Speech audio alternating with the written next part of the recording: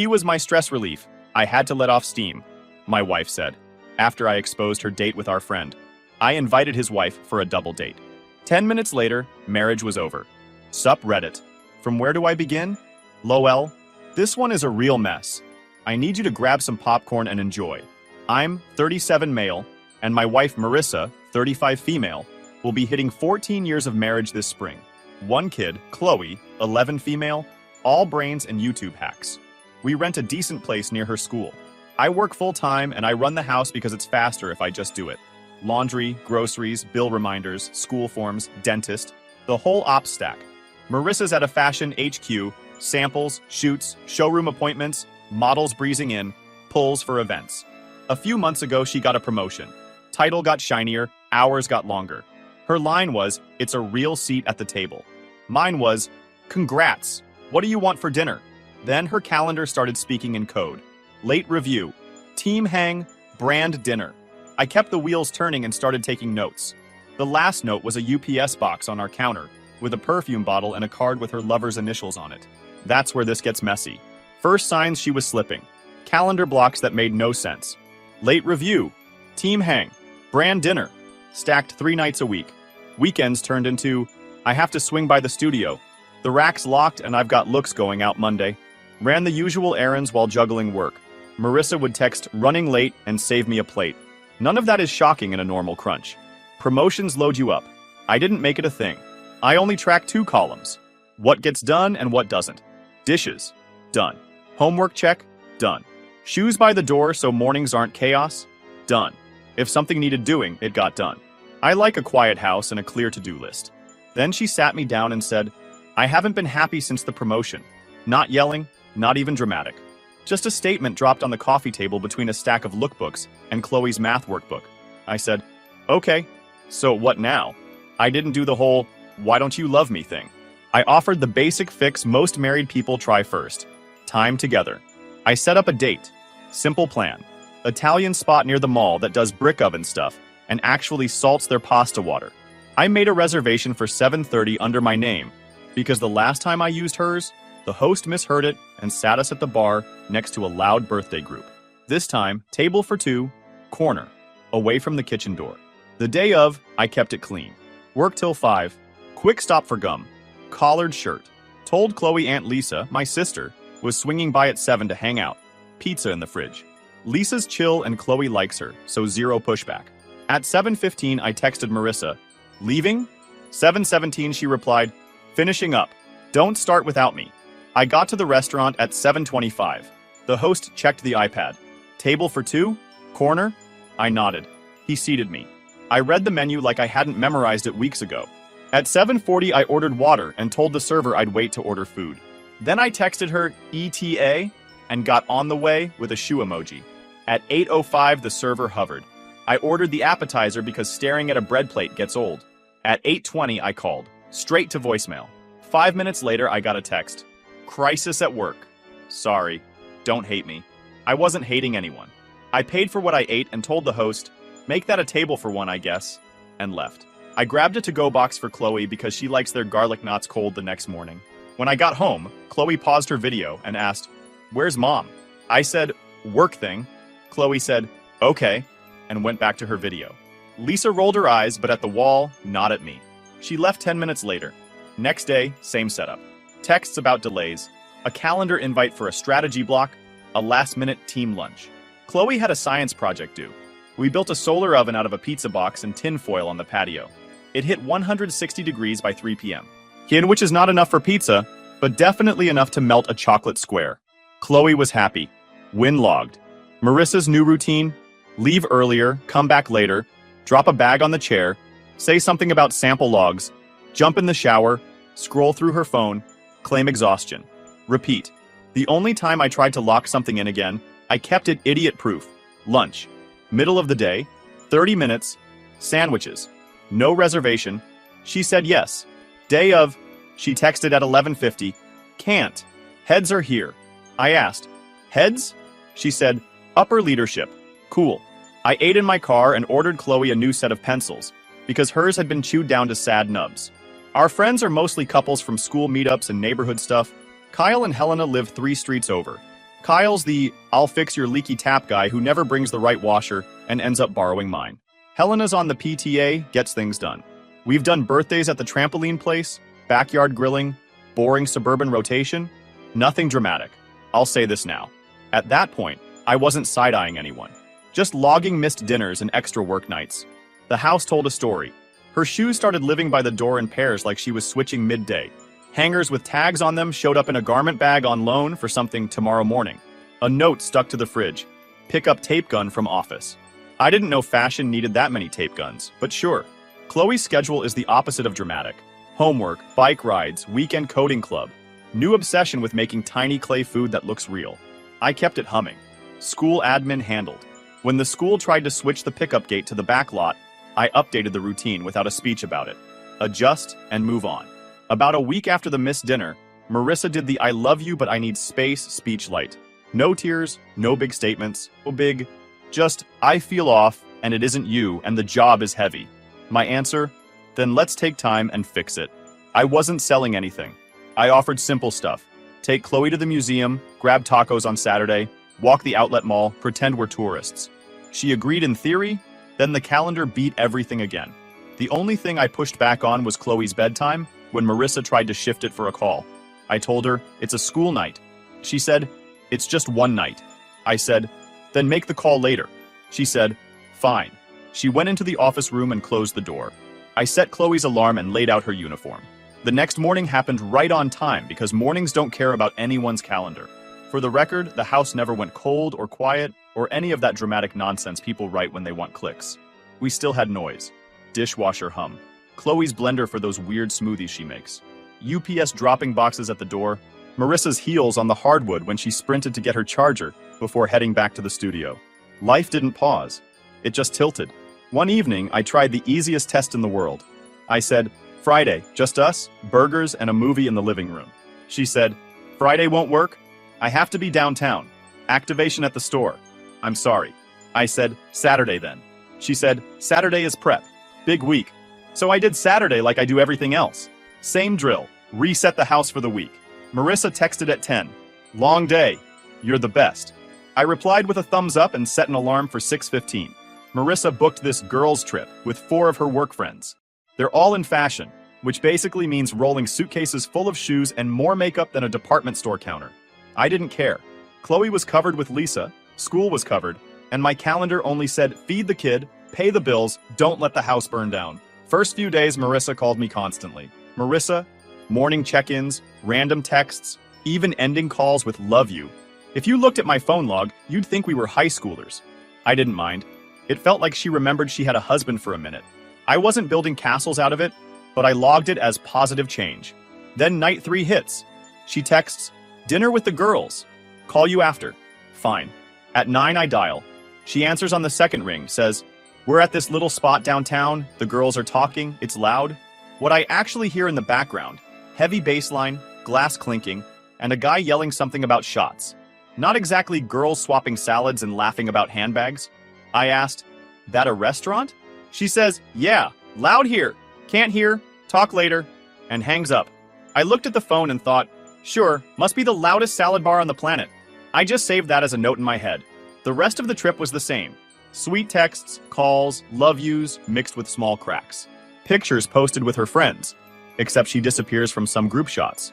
Backgrounds don't match her captions. You don't need a detective board and red string to see the pattern. I just kept stacking the data. She got home suntanned and smiling like nothing happened. Dropped her suitcase in the laundry room and kissed Chloe on the head. "Missed you so much," she said. She looked at me and repeated it. I said, "Yeah, same," and moved on. Same pattern resumed. Then the package came. UPS guy knocked, handed me a small box, high-end department store label. Not unusual. Fashion people get samples and freebies all the time. I tossed it on the counter. Later, curiosity kicked in. Marissa was working late. Chloe was building another clay burger for her dollhouse. I slit the tape. Inside, perfume, fancy glass bottle, ribbon tied around the box. Card tucked in, "Want to smell this on you. Meeting you at La Riviera. Gonna pick you up tomorrow at 7 o'clock. KRKR as in Kyle Roberts. Our mutual friend. 3 streets over. Guy who borrowed my wrench and never returned it. Married to Helena. That KR, that wasn't a guess. His handwriting was on the tag. He signs everything like he's still in high school. Big looping K, line through the R like he's branding cattle. Couldn't mistake it if you tried. I didn't throw the box or smash the bottle. I put it back exactly how it arrived and knew exactly how to handle this. The signs were there, and this one, out of all of them, is the strongest. So I called a lawyer. Didn't say, I'm ready to file. Just asked, what are my options? Lawyer said, if you're thinking divorce, don't confront her with suspicion. Get proof. Hard proof. I hung up and thought, yeah, that makes sense. I wasn't going to run at her yelling about salad bars and perfume bottles. I wanted it solid. If I'm pulling the trigger, it's with both eyes open. So I played it normal. Kept it standard. Dinner, homework, errands. Marissa dropped by for 10 minutes, kissed Chloe, scrolled through her phone, and said she had to prep for a line review. I told her, I'm sending Chloe to Lisa's this weekend. She can hang with her cousins. Might stay too. Help Lisa move boxes. She nodded, said, that's good. I'll be buried anyway. I asked if she wanted to come. She waved it off. This new role is killing me. Too much responsibility. I said, okay, and kept my face straight. She left. I looked at the clock. Tomorrow was Thursday. Package said Friday, 7 o'clock, La Riviera. Kyle signed it with his initials like a genius. I had my proof. Now I just needed the right stage. Friday started like any other Friday. Alarm at 6:15, coffee brewed, emails checked, Chloe's school bag double-checked even though she was already set to stay with Lisa for the week. I like to keep things running on rails. I didn't want Marissa picking up on anything different. If she saw even a hair out of place in the routine, she might smell something. The whole plan only worked if I played it cool. I had the perfume package sitting up on top of the fridge like a trophy. I looked at it one more time in the morning before leaving. La Riviera, 7 o'clock, KR. Kyle really did me a favor with that one. Didn't need detective work, didn't need cameras, didn't need to stalk anyone's Instagram, just a delivery box with his initials. Honestly, he saved me time. At lunch, I dropped Chloe at Lisa's place. She had her overnight bag, her clay set, and that giant box of colored pencils she won't let anyone borrow. Lisa opened the door, saw me with the bag, and raised an eyebrow. She's all yours for the week, I said. Lisa didn't ask questions, which is one of her best qualities. She just nodded and said, good timing. The cousins are home anyway. They'll keep her busy. Chloe was already unpacking on their living room floor before I even finished the sentence. Lisa started to ask something, then stopped herself. I think she could tell I was running something in my head, and she knows better than to poke. After that, I drove around for a while. Grabbed a sandwich, sat in the parking lot, thought about how stupid this whole thing was going to look in a few hours. Then I stopped at an office supply store, picked up a bright red file folder.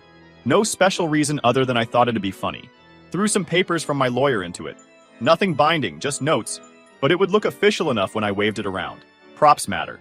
I spent the afternoon pretending like it was any other Friday. Answered a couple of work emails, ran the car through a wash. Kept everything so normal it was almost boring. That's the point. No one suspects boring. I texted Helena earlier. Swing by at 7, you'll want to see this. She sent a single thumbs up. At 6:30, I parked 2 streets over from my house. Sat in the car, listened to the clock tick. I could see my street through a gap between houses. I didn't want to risk pulling into the driveway too early, in case Marissa was already watching for Kyle. Let her sweat. Then I started walking. Just me. A guy in a suit ready for a fancy date, strolling like I forgot my keys. Got to my driveway right on schedule. I rang the bell at 6:50 sharp. Door swings open, and there she is. Marissa in this fancy red dress that looked like it cost half a paycheck. Later, I found out she borrowed it from her company. But in that moment, all I thought was, she really dressed up for Kyle. Hair curled, perfume sprayed, lipstick on. The works. She froze when she saw me. Not frozen like she was guilty, more like a computer error. Wrong file opened. She had no script for me showing up. I smiled like it was the most normal thing in the world. I'm here for our date. Her mouth opened, then closed, then opened again. No words, just static. I walked in like I owned the place, which I did, and sat down on the couch. Driver's coming. Let's wait together. You look ready for him, aren't you, honey? She started pacing, picked up her phone, pretended to scroll, then put it down again. The whole house smelled like that perfume. I leaned back and acted like I didn't notice. At 6:58, she finally said, "What are you doing here?" I said, "Waiting. You look nice, by the way. Red's bold." She didn't answer. Quick pause, fellas. YouTube just dropped this new hype feature. If you're hooked on this story, smash that hype button.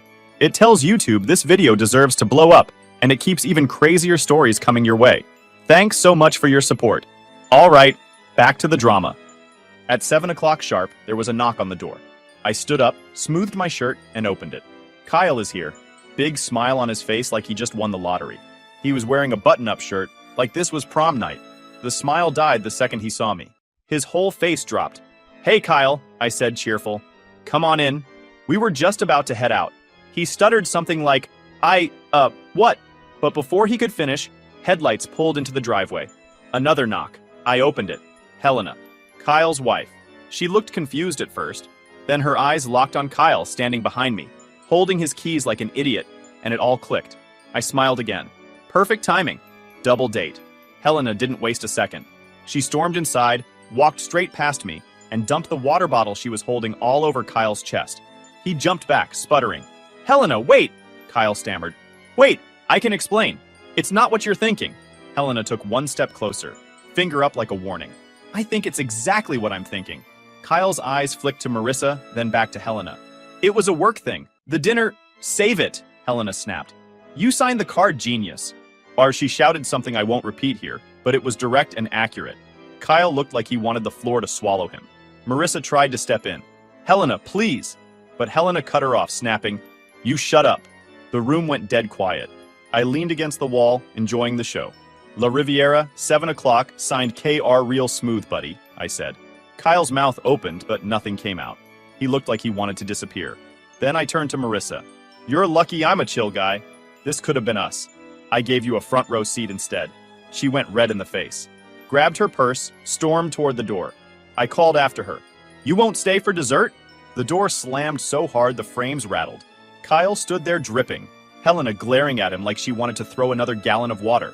I waved my hand toward the door. "Go on." Date's over. They shuffled out, Helena still yelling, Kyle still dripping, Marissa already halfway down the street. I shut the door, locked it, and looked around my quiet house. Friday night was lit. The proof was done. The show was over. Kyle and Helena didn't leave right away. Through the blinds, I could see them on the driveway. Helena was on fire. She was talking with her hands, finger jabbing right into Kyle's chest, water still dripping off his shirt. Kyle looked like a kid caught stealing candy, stammering, trying to explain his way out of the obvious. Marissa hung back on the sidewalk, not helping him, not defending herself, just scrolling on her phone like she was trying to vanish into the glow. Helena's voice cut through the air, even though I couldn't hear every word. Every other sentence had Kyle's name in it, then something sharp, then more hand-waving. At one point, she turned to Marissa, yelled something, then snapped back to Kyle. The car door slammed, headlights came on, and Helena peeled out of the driveway like she was training for NASCAR. Kyle jogged after her, yelling, "Wait!" But she didn't wait. He was left standing there with wet clothes and no ride. I almost felt bad for him, but then I remembered the perfume tag signed with his initials, and the fact he was planning to pick up my wife like she was ordering curbside. He lingered for a minute, pacing on the sidewalk, before shuffling off down the street. Marissa just stood there, phone in her hand, pretending to scroll. She finally worked up the nerve to walk back to the door and knock. I opened it just enough. She said, "We need to talk." I said, "We just did." That was the talk. She blinked, like she didn't understand English. "You don't understand, it's complicated." I laughed. "Complicated? You dressed up in a stolen dress for my friend, sprayed on his perfume, and had him picking you up at 7 o'clock. Signed with his initials. That's not complicated. That's just stupid." She fired back. "He was my stress relief." "Right," I said. "And arson is a heating solution. Try a therapist. Cheaper than perfume and it doesn't come monogrammed, but it couldn't be cheaper than you." She closed her mouth on whatever was next. I pointed at the perfume box still sitting on the counter. "Take the garbage on your way out." Then I shut the door in her face. She texted me 6 times that night. The usual lines. "We need to explain. It's not what it looks like. I still love you." I was confused. "I didn't mean to hurt you. Please call me." I deleted them all. Saturday morning, my phone buzzed at Helena's call. I expected fire. Instead, her voice was steady. "Thanks for showing me last night. I knew something was wrong, but I needed to see it with my own eyes. You did me a favor." I told her, "Yeah, well, Kyle did all the work. He signed the gift tag like a moron." She actually laughed. Short laugh, but still. "Either way, I'm done. I'm filing next week." Then she hung up. Later that afternoon, Lisa called. She'd heard from one of the neighbors who heard from Helena. Word was already moving. Lisa just said, "So it's true?" I gave her the rundown. Marissa, Kyle, perfume. La Riviera. The whole sting. She sighed and said, "She's insane," then immediately switched topics to Chloe's weekend plans. That's why I like Lisa. No drama, just straight to the useful stuff. Marissa came by Sunday. She texted first, "I need to grab some clothes." I said, "Fine, I'll be here." She showed up with a duffel bag and stood in the doorway. Didn't walk in right away, just stared at me like I was supposed to invite her. I stepped aside without saying anything. She went to the bedroom, packed quickly, zipped the bag. On her way out, she said, "I don't want Chloe to hate me." I said, "You should have thought of that before you gave her reasons to." Then she left with her bag and didn't look back. House reset and back on rails. Chloe still at Lisa's, happy with her cousins. My calendar only had work meetings on it. Nothing about family dinner or date night that would end up canceled. Kyle? I didn't hear from him directly. His car wasn't in his driveway for a while. Heard through the grapevine he was crashing in a motel. Good. Let him marinate in that perfume. Marissa? She tried a few more texts during the week. "We need to talk about bills. Can we meet about Chloe?" "You're being unfair." I answered the one about Chloe with the basics. Times, pickups, school schedule. Everything else I ignored. The only funny one came Wednesday night. She texted, "Can I still keep some things in the garage until I find a place?" I replied, "Sure, right next to your dignity." She didn't answer after that.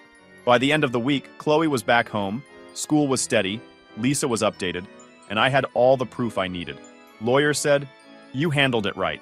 No yelling, no threats, just evidence." Exactly how I like it. Marissa's first move was renting a small apartment across town. Nothing glamorous. One bedroom, thin walls, carpet that probably hadn't been changed since the 90s. Chloe went over once, came back and said, "Her couch smells weird." Out of the mouths of kids. Both families heard what happened fast. My side, Lisa especially, wasn't shocked. They'd seen the late nights, the missed dinners, the excuses. Marissa's side, though, that was a different story. Her parents showed up one Saturday wanting to talk. I gave them 10 minutes at the kitchen table. They asked, "Is it true?"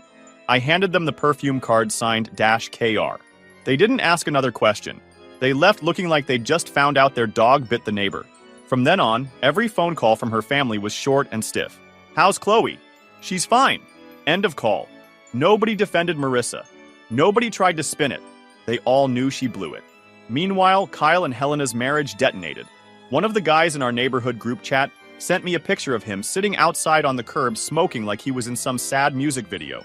Nobody invited him to anything anymore. He used to be the guy who offered to fix things. Now nobody wanted him near their toolbox. Marissa tried to float back into social circles like nothing happened. Showed up at a birthday dinner for one of her friends, smiling, making small talk. Someone there must have asked where I was. She apparently said, "Oh, he's busy?" By dessert, everybody knew why she was actually alone. Word of a sting like that spreads faster than any fashion trend. The best part came 2 weeks later. Marissa's company called me. Not HR directly, but one of her co-workers I knew from a barbecue. She asked if I'd seen a red dress recently. I laughed and said, "Yeah, I think I remember that one very well." Dead silence on the line. Turns out the dress wasn't loaned, it was stolen. And not just that one. They checked records and found missing items for months. Dresses, blazers, handbags. Basically, she'd been using her job as a personal closet. 3 days later, she texted me. "They fired me." That was it. No explanation, no denial, just, "They fired me." I didn't reply. What was there to say? She built her little empire on samples and lies, and it toppled the same way. Financially, things started to pinch for her quick. Rent, bills, no steady paycheck. She had savings, but not much. She'd always been a spender. Clothes, shoes, work dinners, that somehow ended with 3-digit tabs. Half of what we had in savings went to her in the split. Didn't matter. A pile of money in her hands burns down to ash in no time. Same routine on my side. Lisa helped when I needed backup. I didn't need much. Routine runs itself when you keep it clean. Chloe noticed the shift. Kids always do. She didn't complain, but she started asking to stay at my place more than Marissa's. "It's quieter here," she said once. I didn't press. I just nodded and said, "You're always welcome." Kyle tried once to call me. Number popped up on my phone. I let it ring out. He left a voicemail. "Man, we need to talk." I deleted it. We had nothing to talk about. Marissa tried a different angle. She came by one evening, standing at the door with her keys in her hand, saying, "We can work this out. Chloe needs both of us." I said, "Chloe has both of us. She doesn't need this." I pointed at her, at the drama, at the nonsense. She left without arguing. Lisa called that night and asked if I wanted to celebrate. I said, "Celebrate what?" She said, "Peace." She was right. Peace is underrated. By the end of the month, everybody in our orbit knew the score. Family sided with me. Friends stopped calling Marissa. Kyle vanished into whatever cheap motel he could afford. Helena moved on fast. She even stopped by one afternoon just to say, "Thank you for giving me the proof. Better to know now than 20 years from now." Then she left, efficient as ever. Marissa's temporary apartment turned into her full-time reality. She complained to Chloe about bills, about stress, about her parents not helping. Chloe just shrugged and told me later, "She says she's tired all the time." I said, "Then let her rest." And I made sure Chloe had what she needed. New sneakers, snacks she liked, help with school. That's it. Her promotion? Gone. Her job? Gone. Her friends from work? Gone. Social invites? Gone. The only thing she had left was half the savings account, which was shrinking fast. Me? I wasn't thriving in some movie montage way. I was just steady. Bills paid, house clean, kid fed, routines locked. That was enough. Life kept its rhythm. Chloe settled into the back and forth, staying here and there without fuss. Lisa was around a lot too, her kids mixing with Chloe like a pack of cousins should. The house felt normal again. Quiet, steady, no excuses hanging in the air. One Saturday, I decided to do something different. Packed a cooler, threw some sandwiches in, grabbed drinks, a frisbee, and told Chloe, "We're going for a picnic." Lisa came with her kids, happy for a break. It wasn't anything fancy. Just a public park with a big field, some shade trees, and enough space for the kids to run around. We spread blankets, opened the cooler, and let the kids loose. They laughed, they played, they made a mess of chips and juice boxes. Lisa and I just sat back and let the noise happen. It was good noise, the kind you want to hear. Around mid-afternoon, just when the sun was perfect and the day felt easy, I saw a familiar figure walking across the field. Marissa. No makeup, hair tied back, wearing jeans and a red t-shirt. She looked worn down, like life had been pressing on her for weeks. She wasn't carrying anything. No bag. No food. Just herself, walking straight toward us. Lisa gave me a look. I shrugged. Chloe was busy with her cousins, so I let Marissa come over. She stopped at the edge of the blanket and said, "Can we talk?" I told Lisa to take the kids for ice cream at the truck nearby. She got up, herding them off, leaving me and Marissa standing there. Marissa started in right away. "I can't do this anymore. I can't pay rent. I can't keep up. My parents won't help me. I made a mistake. I just want to come back." I didn't answer right away. I just looked at her for about 10 seconds, long enough for her to squirm. Then I smirked and said, "You're wearing a red shirt. Honey, that color is not your color. Haven't you learned anything?" She frowned, not getting it. That's when I walked over to my car, popped the trunk, and pulled out a red file folder. I handed it to her. "I'm sorry this is how you're finding out, but I've already filed for divorce. We'll be done soon. Here are the papers. I chose red because I know you like it." Her face went red to match the shirt. She started yelling, "You can't do this! You can't just end everything like this!" I stayed calm. "Already did. Paperwork's in there. Don't worry, girl, you'll be fine. As long as you stay away from red." I laughed, not loud, just enough for her to hear I was enjoying myself. She tried to fire back. "You don't get to win it all like that. I told you I was under pressure and had to let off steam." Right on cue, another group walked up. Helena, with her kids, carrying a picnic basket. She smiled at me and said, "Sorry we're late." I looked at Marissa and said, "Actually, I do. I am winning it all. Steam off now." Marissa glared, muttered "unbelievable," and stormed off across the field. Nobody stopped her. Nobody called after her. She just disappeared into the crowd. Helena sat down on the blanket, unpacking sandwiches like nothing happened. She looked at me and said, "Thank you for that night. Better to be with someone honest than stuck with a cheater." Then she added, "I filed last week. Kyle's done." I nodded. Good. Cleaner that way. We didn't talk about it more. Didn't need to. The kids came back from the ice cream truck, Chloe laughing with Lisa's kids, Helena's kids jumping into the game too. I leaned back on the blanket, cooler next to me, the sound of kids running around. Just a picnic, family, friends, and a lot of peace. Marissa wanted to come back. She thought she could reset the clock. But the thing about fallout is you can't tape it back together. She lost her job, her reputation, and her family's respect. She lost me too. And I wasn't about to give her another chance. A few weeks later, the clerk stamped the decree. Divorce finalized. Custody is 50-50. Alternate weeks, handoff Sundays at 6 p.m. at Lisa's, or at school Monday after a long weekend. Kid costs are split down the middle. School, medical, activities, anything big gets a quick okay from both of us. No alimony, just receipts and calendars. I kept the lease, the car, and the boring bills. She kept the one bedroom and whatever she hauled out. Communication is about Chloe only. Email or text. No pop-ups, no midnight essays. She returned the spare key. The garage is empty again. That's the aftermath. Clear lanes, clean calendar, kid steady. And if anyone asked me who won, I'd point to that picnic, to Chloe smiling, to the people sitting with me, and I'd say, me. I won.